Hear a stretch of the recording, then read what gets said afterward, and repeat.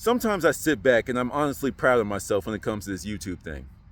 I got 3,000 people subscribed to this channel, and all I do is sit down at my park, pull out my phone, and yap. No edits, no copy and paste content. It's just me talking about what I saw, what I read, what I thought. And I can be very proud of that. And for the people that steal content out there, they never give people credit. And I find that to be weird. You know what I'm saying? Even in school, we learn not to plagiarize, but then when you get on the internet, you're just automatically allowed to copy and paste somebody's stuff and put it on your channel as if you created it. It's weird, you know? But with that being said, though, I do want to give some credit, give some flowers to some people that helped me along the way. Some of them you've heard before. Actually, most of them you've heard before. But I still want to have this opportunity to talk about people that have helped me along the way. All right? The first person I want to talk about is someone that I watched when I was on my semen retention journey in the very, very, very beginning. His channel was HTO, Health Then Opulence. You know, this was a guy that, you know, he showed me that there was a community of semen retention people. I told y'all that I found semen retention on complete accident. You know, I just gave myself a challenge trying to heal from a breakup. I started feeling really good with it. And then I was like, yo, there's got to be some other people talking about this. Like, there's no way. And I found that there's a whole community. And one of my favorite people was a channel. I'm pretty sure he deleted his channel already. But if you find him or you find clips of him, was Health Then Opulence, HTO. You know, he was one of those people that he really was talking that stuff. And he really motivated a little bit of teaching, a little bit of just him talking his shit. I modeled myself off after that. And then I just took the reins going from there, you know. The next person was Neville Goddard. Okay, the channel was like 100K watts, where it's just like a whole bunch of his old lectures are just like put up there. You can just sit back and listen to him as many times as you need. But like listening to Neville Goddard, he was the one that helped me break out of the traditional Christian mindset. Hearing that perspective that answered more questions, all the questions that I had as a kid, as a child, when he was teaching about manifestation and stuff, he basically used the Bible to justify all the different practices of manifestation. And he taught it in such a succinct way, and he had the Bible memorized. You know what I'm saying? And people were fighting him, but then when he says, go out there, try it. Sitting there thinking about what you want isn't demonic. Manifestation isn't demonic. Think about what you want and go get and come let me know the results. He's the one that inspired the guacamole story when I manifested free guacamole. That was my first little test of this manifestation stuff. After that test showed the efficacy of what he was teaching, I was hooked. I was hooked. And he's like the biggest reason why I was able to go find other different avenues for all the events that we experience in our normal day-to-day lives, right? Someone else I've always shouted out a lot on my channel is the Black Hokage. You know, it's like, don't get me wrong. It's like I've been watching him since like late middle school, all throughout high school, college, you know what I'm saying? And it's like, he's just someone that stayed in his lane. You know, he talks his shit, he plays video games, and he pisses off sensitive people on the internet. You know, but at the end of the day, he always has like a positive message. And at the very least, it's like he stands on his position. You know what I mean? He stays in his lane and he does what he does. You know, he knows that he's a black content creator in the gaming space. So he caters to his audience. You don't have to be black just to like him, but he just showed me that it's like, you can do this. You could be yourself, stay in your lane, and still find success. So I shout him out whenever I feel like it, because he's someone that I model myself after, you know? Who else we got? How could I forget? The GOAT, the NBA GOAT of basketball. Michael Jordan? Who are you talking about? No, my GOAT is always Kobe Bryant. Kobe Bryant has always been my idol. You know, Michael Jordan was cool for a little bit. You know, it's like LeBron, he flops too much. I don't care what his score, I don't care what his stats say. It's like my GOAT is Kobe Bryant. And mainly, and I've quoted this before, is that interview when they were up like 2-0, was 2-0, 2-1 in the finals.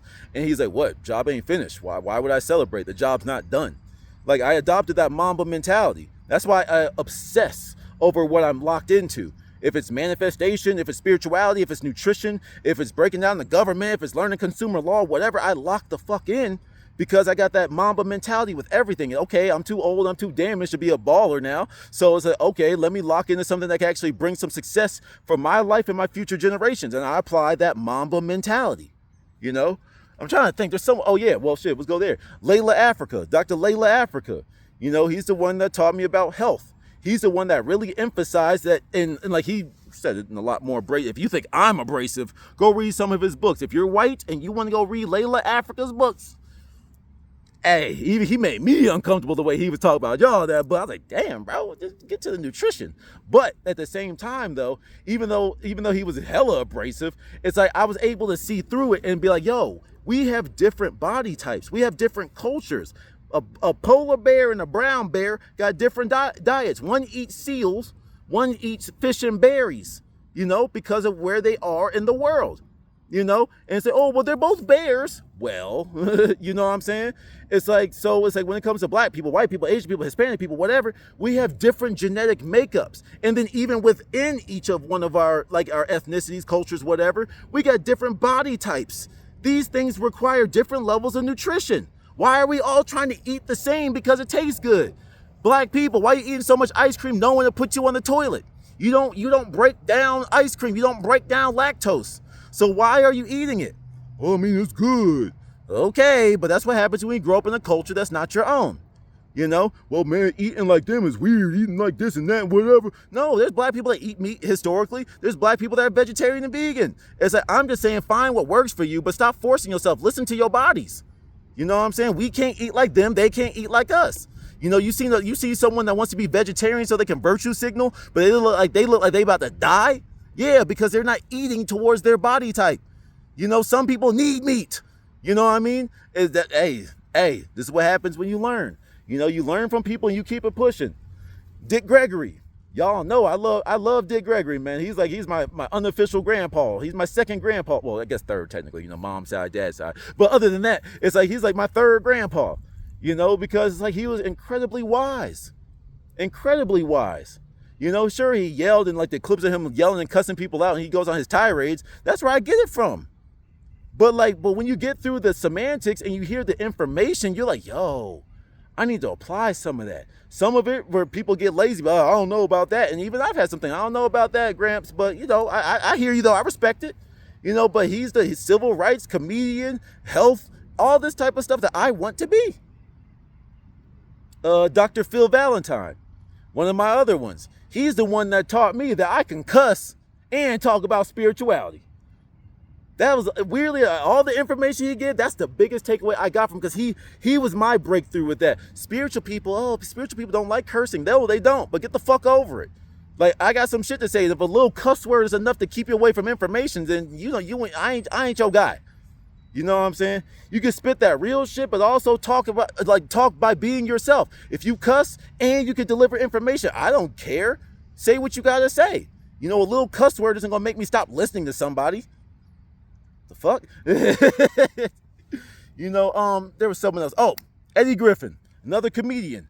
You know, but then like when you hear some of the stuff that he's saying, some people think it's all part of the act. But it's like when Eddie Griffin like cemented himself in my brain, because I've always liked him growing up. He was always funny. I always liked every role he was in a movie, all that type of stuff. But then especially Undercover Brother, you know. But then when I heard that one stand-up where he gave a detailed breakdown of his theory of how they made the pyramids.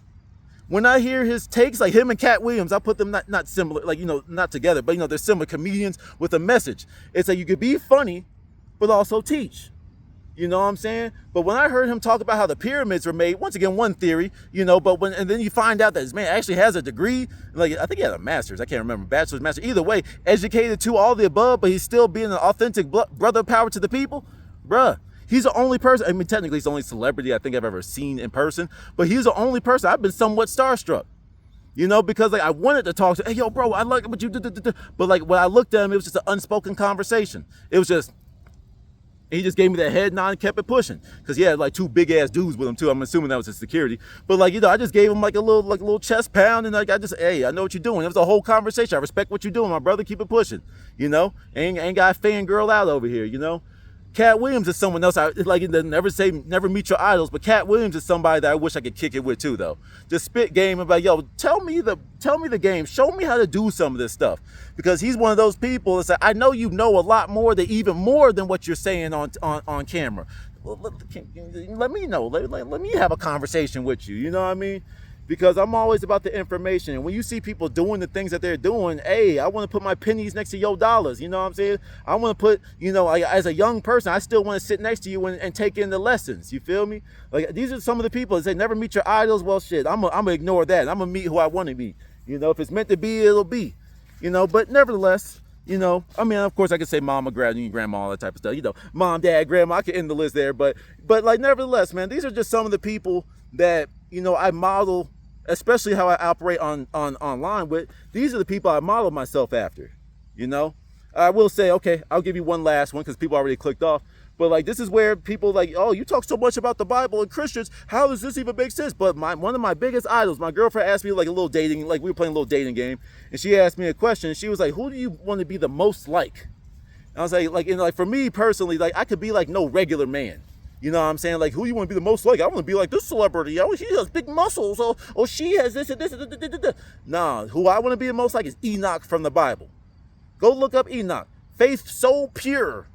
His belief in God was so pure that God said, yo, come on up, my boy. Yo, you so pure. I need you right here next to me, bro. Come on up here, man. Come on. You don't even need to experience death. Yeah.